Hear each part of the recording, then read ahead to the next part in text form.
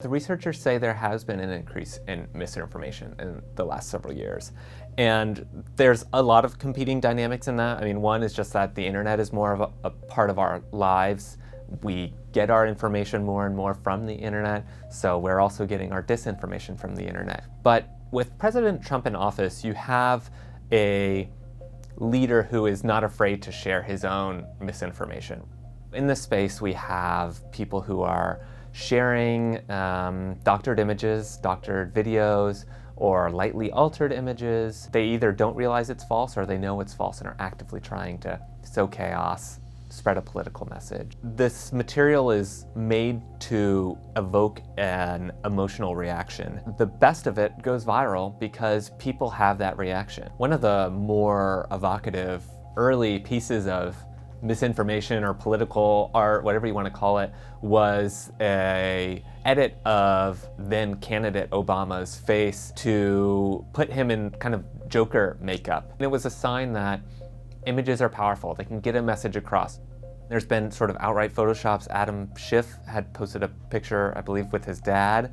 That was edited to show him sitting next to Jeffrey Epstein. It was a totally fake image. Representative Gosar, who shared the fake image of Barack Obama shaking hands with the Iranian president. It never happened. It's an image that has been long debunked. Joe Biden has also been hugely targeted by these kinds of disinformation campaigns. There have been a number of satirical memes made of Joe Biden, sort of poking fun at this idea that he's handsy and has been inappropriate around women. And you'll even see, these not total fakes, but heavy altered images of people like Nancy Pelosi, taking an image of her and sharpening it, deepening every line in her face into this craggy valley, and shrink wrapping her flaws effectively. And this happens with President Trump too. They accentuate his gut when he's on the golf course. When you see a politician or a thought leader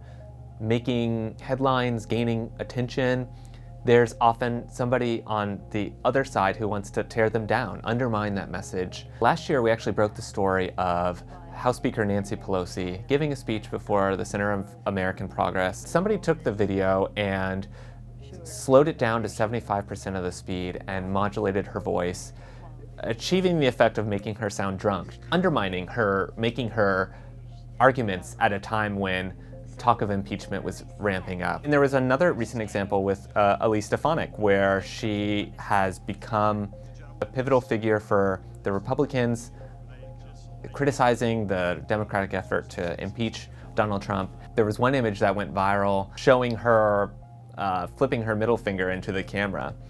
It was totally faked, and yet people were sharing it widely as proof that she was not taking the hearing seriously. It doesn't even need to be this sophisticated edit of a photo or video. You can just change the text, change the caption, misattribute something, act like a photo or video was taken in a totally different place, in a totally different context. We saw this happen a lot with Hillary Clinton when she was running for office. Any one cough could be looped and accentuated to the point where people were saying she had Parkinson's disease or some, fatal illness. We can logically know that it's false, right? And yet the emotional response is still there. That's what's so insidious about this kind of misinformation. They're not always trying to convert people to their side. Sometimes they're just trying to infuriate people. You have seen this growing market of disinformation that's been fueled by Trump, fueled by the web, and fueled by higher polarization. The broader concern is that there's a system now to support making more of this. There's a system now to share more of this disinformation. And so how do we walk ourselves back to a point of wanting to err on the side of the truth?